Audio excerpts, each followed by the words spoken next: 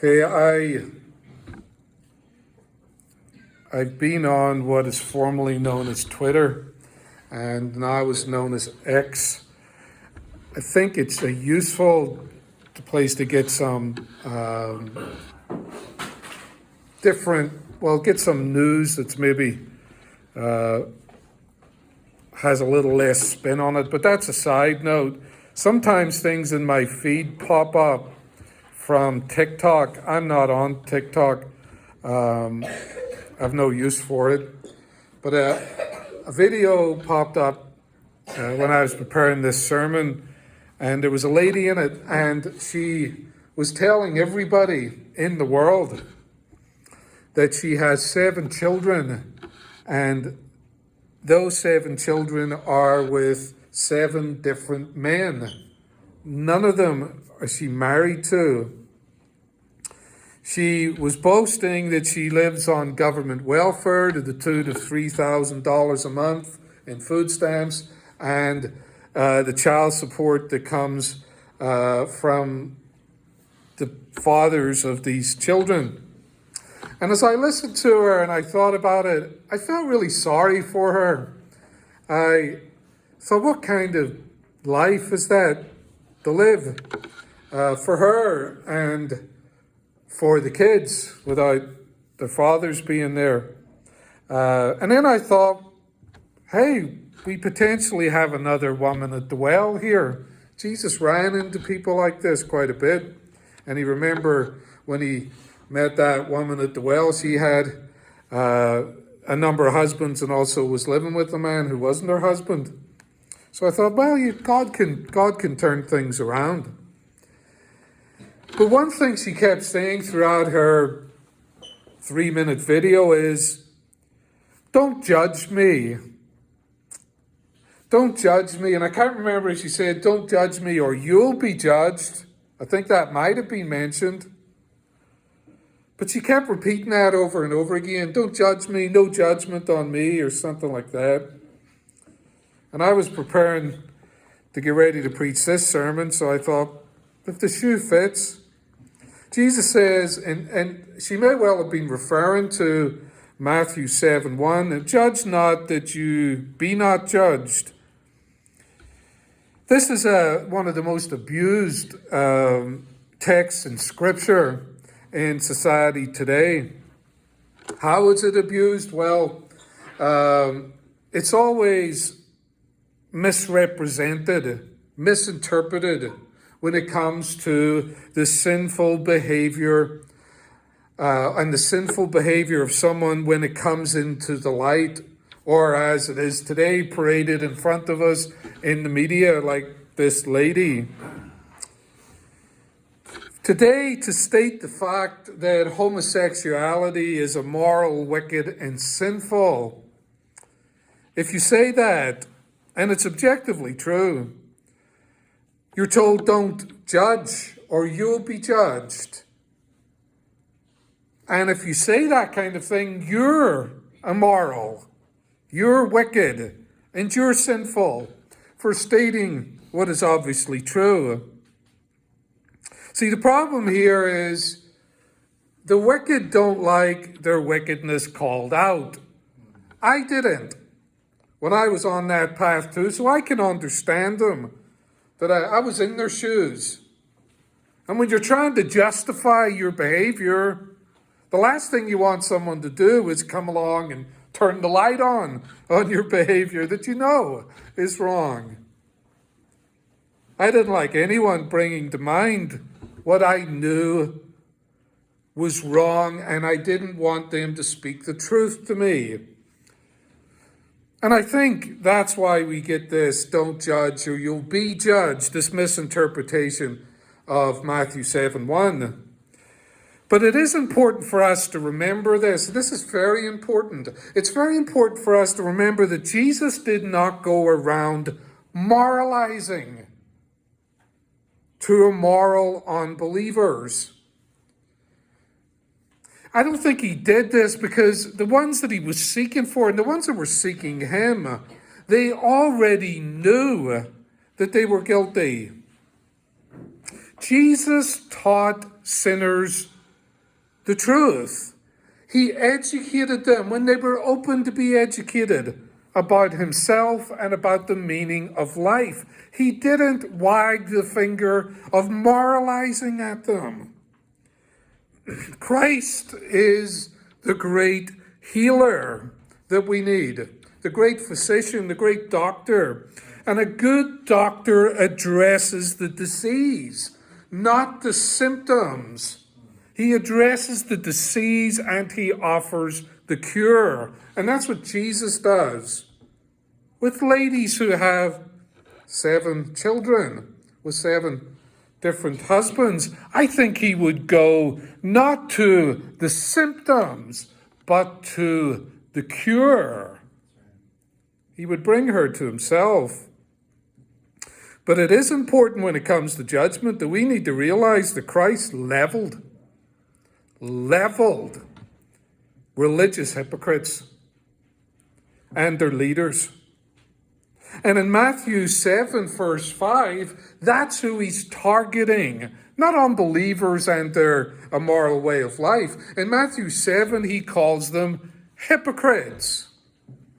The word hypocrite is where we get the word actor from. If you ever see in the Academy Awards, they have 2 masks. I think it's the Academy Awards. One of them smiling, the other's frowning. This is the emblem of the actor putting on a mask. That's what hypocrisy means, to put on a mask, to claim to be God's, to claim to follow Christ, but all the time it's a mask. And listen to what Jesus says to hypocrites. This is Matthew 23, and I'm just going to go through and pick for you in chapter 23, though you can read it yourself, what he calls the religious hypocrites, the leaders of his day. He calls them children of hell. He says they're blind fools.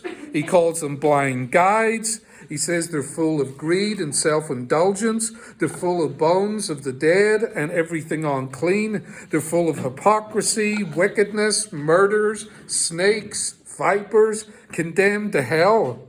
And he says this to their faces. He's not doing this in private. Christ is a lion when it came to this kind of wickedness. John 8:44, he tops it off with, "You're of your father, the devil." That's just the cherry on the... How do you like them apples? You like apples? How do you like them apples? So, Jesus' example is one who judged, and judged firmly when it came to this kind of wickedness. So the idea that Christ is saying to you and I and to his disciples in Matthew 7:1 and following, that you can't make moral judgments about a person's behavior is objectively wrong. Jesus did it, but mainly he did it to religious hypocrites, those who claim to have faith in God. And when it comes to judging, we are to judge, but to make right judgments, Jesus says. It's not our job to go around pointing out this to unbelievers the sins that they're committing. That's again dealing with the symptoms, not dealing with the disease. It's our job not to proclaim the nature of individual sins, but to preach Jesus of Nazareth, the cure for the disease of sin. That's what we're called to do. The world we live in loves drama. And as I said, I've been on X, I'm on Facebook occasionally when I have to be, and there's drama all over it. Someone suggested to me I get on Snapchat. I think I will. No bad idea. I don't know. I'm not familiar with these things. But from what I understand, there's going to be drama on there as well. But that's where the drama doesn't end on social media. It hasn't helped. But you just need to go to the gas station or the local sit-down restaurant and have a quiet meal, and you'll hear the gossip and the drama going on there too. Or at the rodeo. And I got invited to go to a rodeo recently. Folks want me to go. I've never really been to a full one. I suspect that there might be a bit of drama going on there as well. Or at the swing dancing. Or sometimes we'll just do it in the comfort of our own homes. This world is filled with drama. But listen to me. There's no drama like religious drama. The rest of it are amateurs. Religion and drama, they're the professionals. See, the way they do drama as religiously as they cloak it in goodness. I'm really just concerned about him. And then I gossip about him for hours, or her for hours on end. I'm really just concerned. Religious men like nothing more than drama. And the drama that they really enjoy is comparing themselves to each other. They have like this religious scorecard with boxes on it that you have to fill in, and we see who gets the highest score at the end of the day. How many times you go to church, that's kind of on the top of the list. How much you read and memorize the Bible, you get extra points for memorizing it. How much money you give to the church, or how eloquent your prayers are.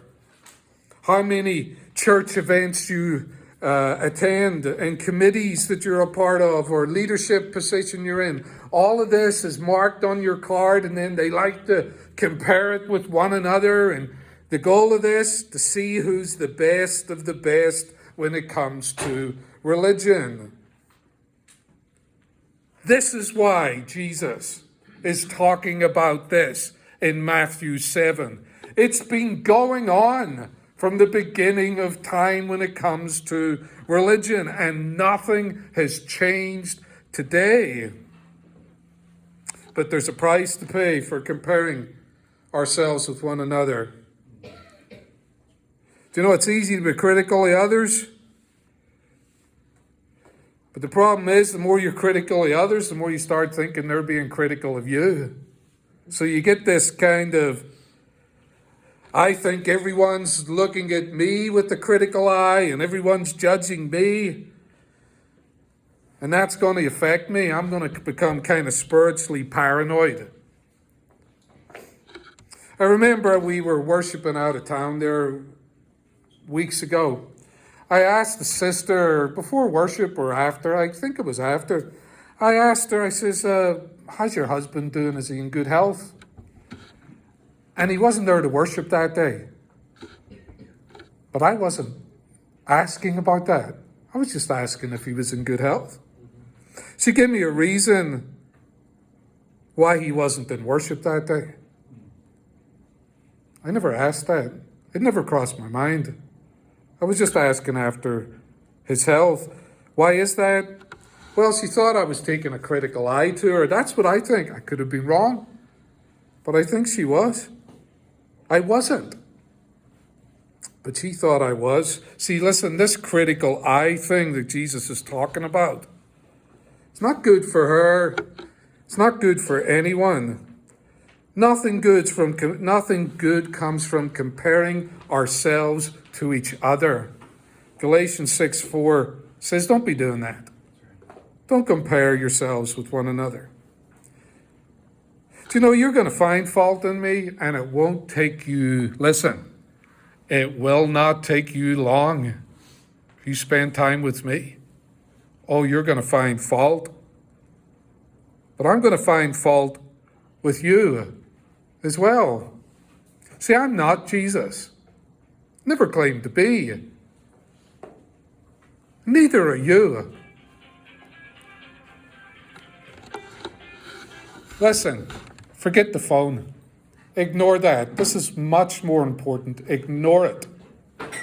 Listen, if you look at my life, you're going to find fault in it. I'm not Jesus. Neither are you. But we're trying to be. We're trying. We're trying to be.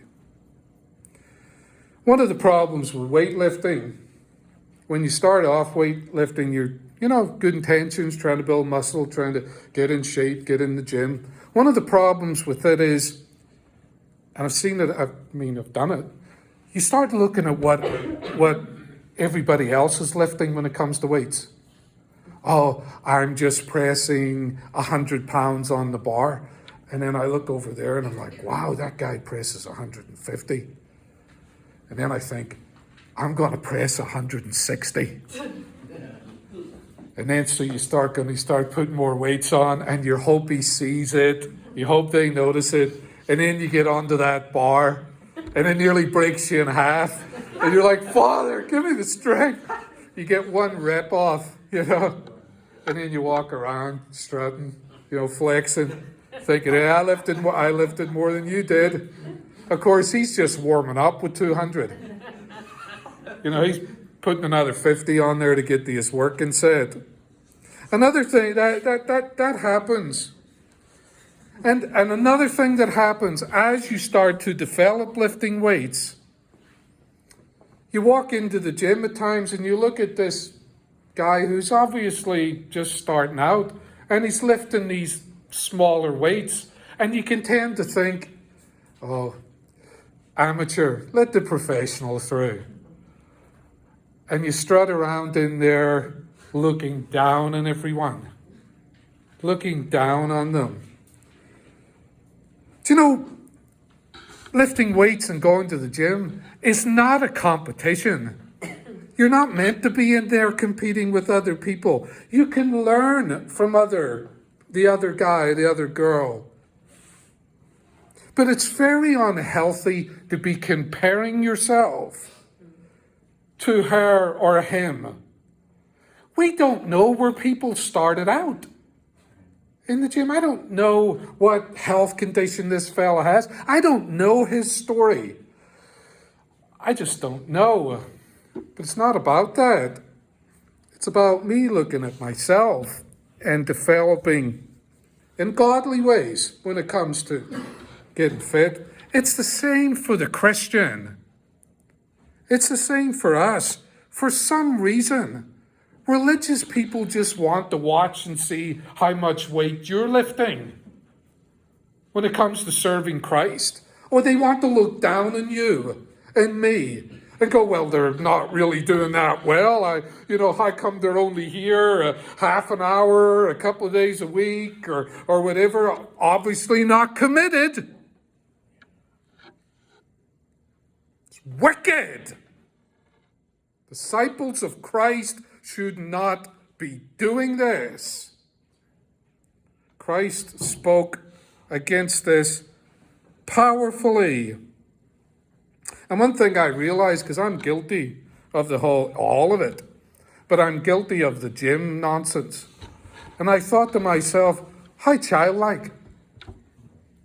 How childlike that is. Well, what weight's he lifting? I'll lift more than you. That's when the kids were this high. You know what I mean?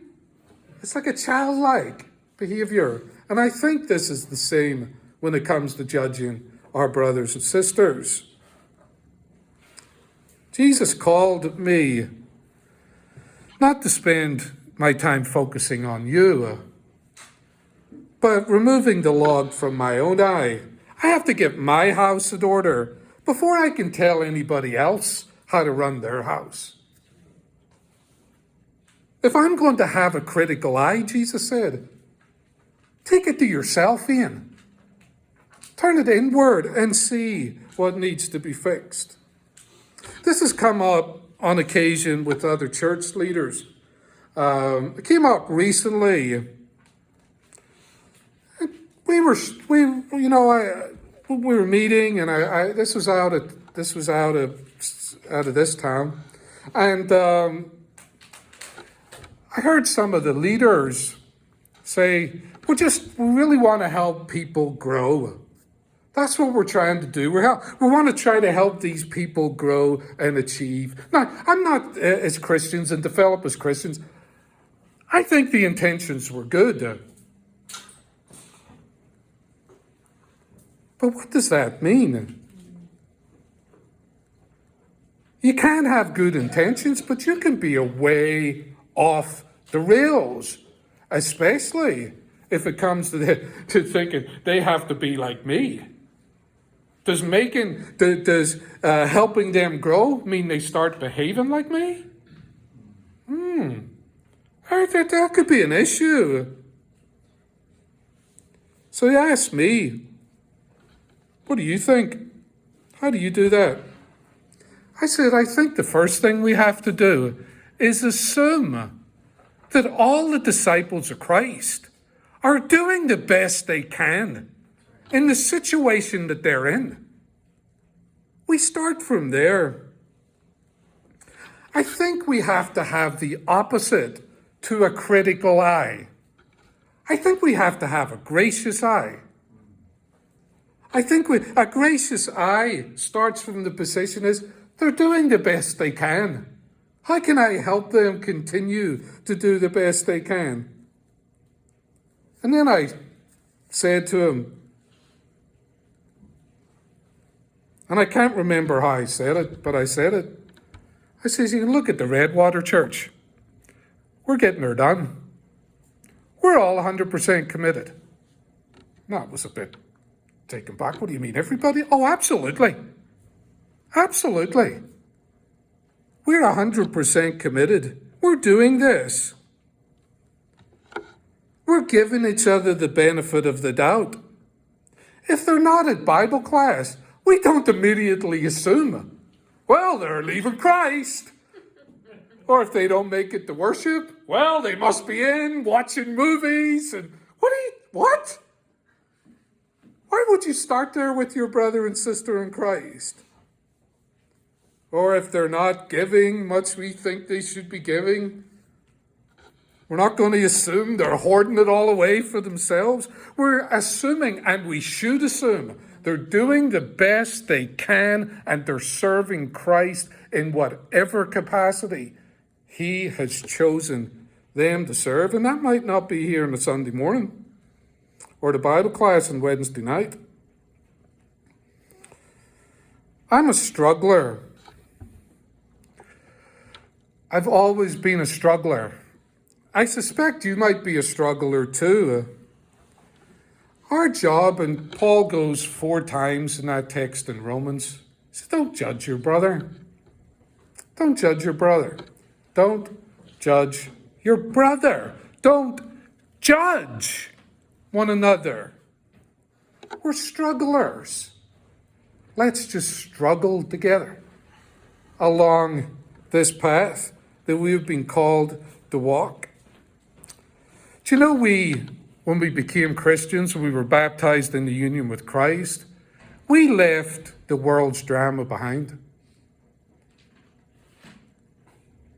We don't have to put up with religious drama. And we are blessed in this body to not have it. Some people can't understand that. Well, you've always got drama in the church. We don't. We don't. Well, I cannot. You must have. No. Christ has brought this about for us. And don't take it for granted. Seriously. Don't take it for granted that we come together, and we sang in the song today, we come together in peace. Because that's the work of God in Christ. There's no room for religious drama in our lives. Christianity should be and is a drama-free zone. And we don't have to have any of that in our lives, and we're blessed not to have it here. I want to wrap it up here. It's a long time since I got something in my eye. I can't really remember the last time. Wood chip, something in the woods as I'm going through.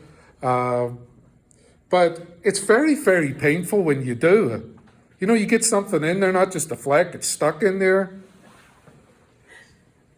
Sorry to interrupt you. taking the speck out of your brother's eye, it's not the kind of job you just run in there and start gorging. You know what I mean? Let me get that out of your eye. Let me get a hold of you. You got to be gentle, right? If you're going to remove the speck, that thing in the person's eye, it has to be delicately removed. And you have to be invited to do it. There is to be an invitation. You just can't see somebody you hardly know and go, I've got something wrong. Let me at it. Out of my way. I'm a trained doctor. You can't do that. But if you're invited to do it delicately. Now, if you feel like it's your full-time job, you've got a problem. You got a problem. It should be something we're invited to do, and it's something that we should be done with a gracious eye. That we look at them, believing they're doing the best they can, and if we can help them and are invited to do it, we should do it. Let me just recap and I'll leave you alone. Jesus in Matthew 7:1 and following is not saying that we should not make moral judgments. Everybody makes moral judgments. Include those who are saying to you, don't judge, or you'll be judged, or making a moral judgment on you. Right? I mean, he's speaking to hypocrisy.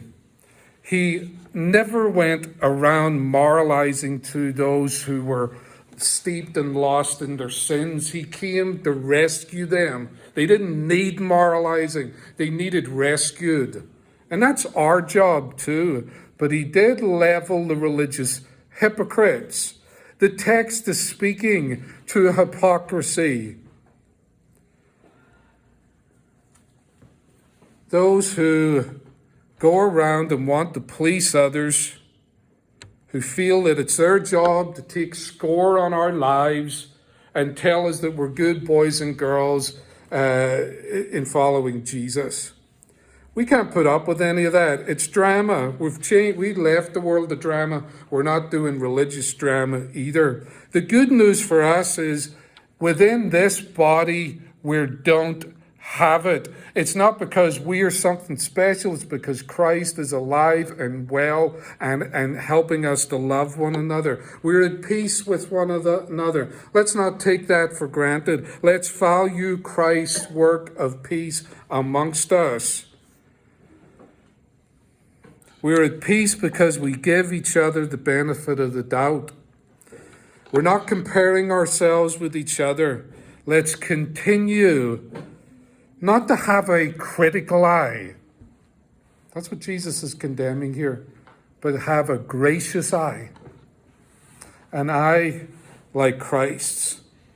Because when he looks at us, he's always given us the benefit of the doubt. Thank you for your